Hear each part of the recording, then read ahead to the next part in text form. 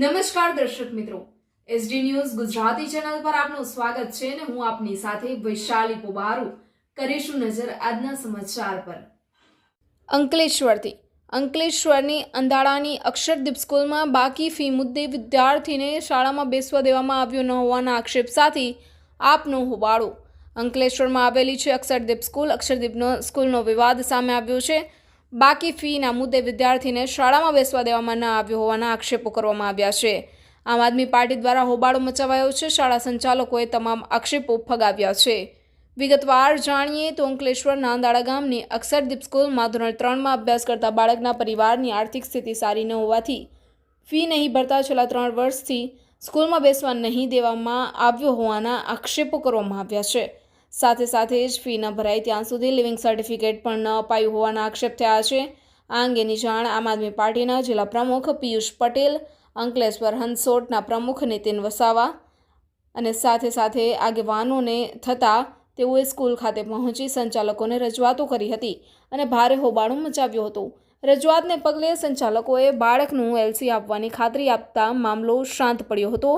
અંકલેશ્વર ભરૂચની અનેક ખાનગી સ્કૂલોમાં શિક્ષણનું વ્યાપારીકરણ થતું હોવાના આક્ષેપ આમ આદમી પાર્ટી દ્વારા કરવામાં આવ્યા છે। આ તરફ શાળા સંચાલકોએ જણાવ્યું હતું 3 વર્ષ પછી બાળકને આગળ અભ્યાસ માટે જરૂર જણાતા વાલીઓ અહીં આગેવાનો સાથે આવ્યા છે। વિદ્યાર્થીઓ કે તેના વાલીએ એલસી બાબતે લેખિતમાં રજૂઆત પણ કરી શક્યા નથી, જેથી એના પર કોઈ પણ જાતનું દબાણ પણ શાળા દ્વારા કરવામાં આવ્યું નથી। Reporter Jayesh Prajapati, SD news Gujarati, Ankleshwar. બેન છે, મારે છોકરો 3 વર્ષથી નતો બનતો, આ લોકો એલસી નતા આવતા એટલે આમ આદમીના પાર્ટી આવ્યા છે। એ લોકો જોડે હું વાત કરી તેની અમે જાણ કરેલી છે। એલસી આપવાનું કહી રહેલા છે એટલે કાલે કદાચ આજે આપી દેશે તો સારું। કેટલા વખત એલસી 3 વર્ષથી નહીં આવતા ના। પહેલા અમને કમ્પ્લેન મળી અને કહેવામાં આવ્યું કે 3 વર્ષથી એક બાળકનું આ જે બાળક છે એનું ભવિષ્ય બગડી રહ્યું હતું।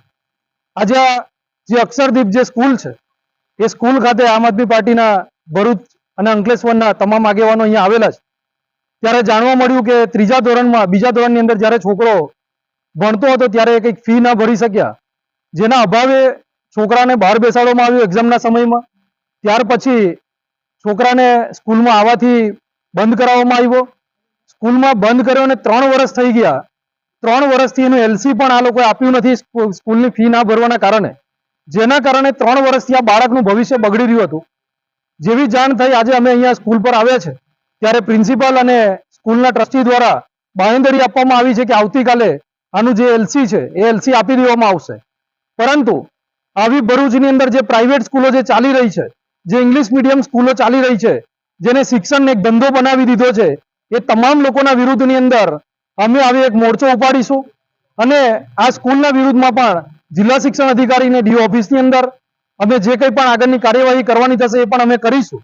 પરંતુ અમે કહેવા માંગીએ છીએ આપ મીડિયાના માધ્યમથી કે જે કોઈ પણ સ્કૂલના ટ્રસ્ટીઓ હોય, જે કોઈ પણ સ્કૂલના આગેવાનો હોય અને કોઈ ભાજપના કોઈ ચૂંટાયેલા પ્રતિનિધિઓના આશીર્વાદ લઈને ચાલતા હોય એ તમામ લોકોને હું ચેતવવા માંગુ છું કે આ કિસ્સાની અંદર ગંભીરતા લેજો।